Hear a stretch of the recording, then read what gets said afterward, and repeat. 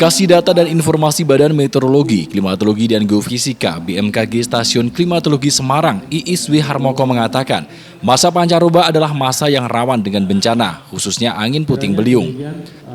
Hujan sedang, hujan lebat hingga hujan es juga berpotensi terjadi di masa peralihan musim ini. BMKG memprediksi musim hujan yang datang terlambat di Boyolali antara 10 hingga 30 hari mengakibatkan hujan yang turun belum konstan. Selain itu, lamanya musim hujan di Boyolali juga bervariasi antara 160 hari sampai dengan 180 hari. Memasuki musim penghujan ini di Boyolali sudah terjadi 2 kali bencana angin puting beliung. Bencana tersebut terjadi di Desa Jeruan dan Desa Ngaren, Kecamatan Juwangi.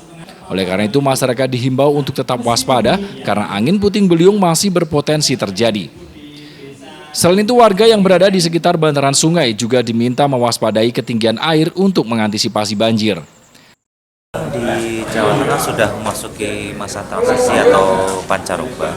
Nah, terutama di daerah Boyolali ini secara umum memasuki musim hujan pada bulan November, awal November dan pertengahan November. Jadi untuk yang sisi di daerah dataran tinggi seperti halnya daerah Solo itu sekitar awal November. Untuk daerah lainnya adalah sekitar pertengahan November.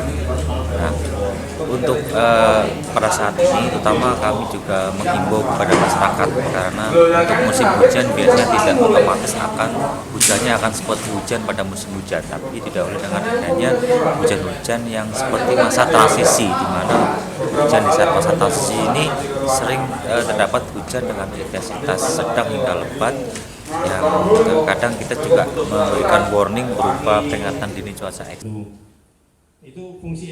Dari Boyolali, Jawa Tengah, Haryadi, Jogja TV.